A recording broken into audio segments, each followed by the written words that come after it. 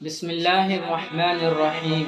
سامعین محترم، دنیا میں اللہ تعالیٰ نے بہت سارے نبیوں کو بھیجا۔ جب بھی دنیا میں بگاڑ آیا اور لوگ اللہ کو بھول کر دوسری معبودوں کی عبادت کرنا شروع کر دیے، جو جھوٹے معبود تھے، جو خود اس بات کی طاقت نہیں رکھتے تھے کہ وہ اپنی حفاظت کر سکیں، یہاں تک کہ اپنی جگہ سے اٹھنے کی بھی ان کے اندر طاقت نہیں، جیسے کہ پتھروں کی عبادت، جیسے کہ پہاڑوں کی عبادت، جیسے کہ درختوں کی عبادت، سمندر کی عبادت، چاند ستاروں کی عبادت۔ نعوذ باللہ، ان کے ہزاروں خدا تھے جو جھوٹے خدا تھے، ان کی عبادت کیا کرتے تھے اور ایک دوسرے کے حق کو مار کر ایک دوسرے کو نقصان پہنچانے کا کام کیا کرتے تھے۔ غرض ان کے اندر برائیاں تھیں۔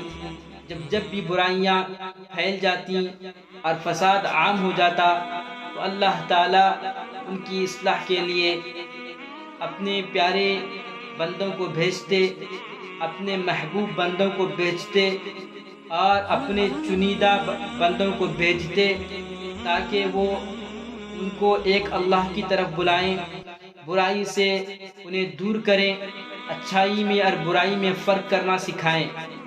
اللہ تعالیٰ نے جتنے بھی دنیا میں نبیوں کو بھیجا وہ سب اچھے تھے، سچے تھے۔ حضرت ابراہیم علیہ السلام، حضرت اسماعیل علیہ السلام، حضرت موسیٰ علیہ السلام، حضرت داؤد علیہ السلام، حضرت عیسیٰ علیہ السلام، اور سب سے آخر میں میرے اور آپ کے پیارے آقا، اللہ کے پیارے حبیب حضرت محمد مصطفیٰ صلی اللہ علیہ وسلم، اللہ نے ان کو سب سے آخر میں بھیجا۔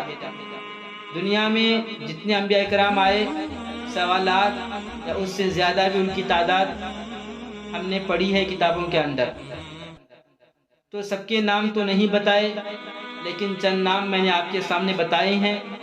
یہ سب نبی سچے نبی تھے، اچھے نبی تھے، اچھائی کی طرف لوگوں کو بلاتے تھے، برائی سے روکتے تھے۔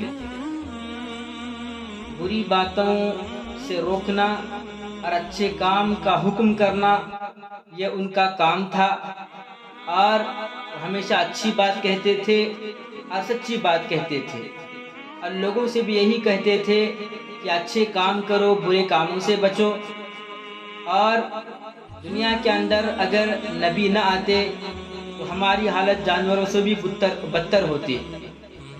تو یہ اللہ کا احسان ہے کہ اللہ پاک نے دنیا والوں کی اصلاح کے لیے اپنے پیارے نبی حضرت محمد مصطفیٰ صلی اللہ علیہ وسلم کو سب سے آخر میں بھیجا۔ اب رہتی دنیا تک دنیا میں کوئی نبی نہیں آنے والا ہے۔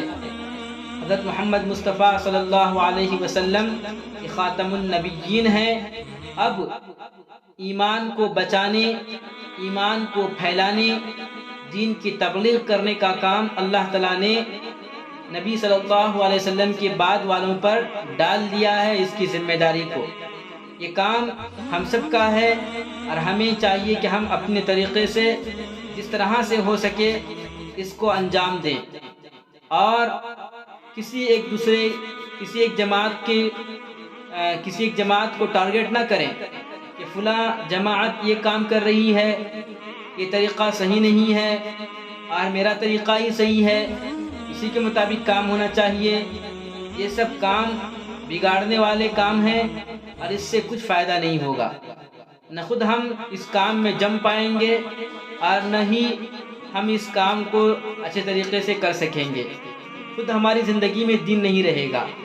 تو میں یہ کہتا ہوں کہ چاہے اجتماعی طور پر ہو، چاہے انفرادی طور پر ہو، چاہے سب کے ساتھ میں ہو، چاہے اکیلے میں ہو، تنہا ہو، جس کو اللہ ہی جانتا ہو، تو ہر طریقے سے تبلیغ کرے۔ اللہ تعالیٰ جاننے والے ہیں، سننے والے ہیں، اور اللہ تعالیٰ ہماری نیتوں کے مطابق ہمارے کام کو قبول کرنے والے ہیں۔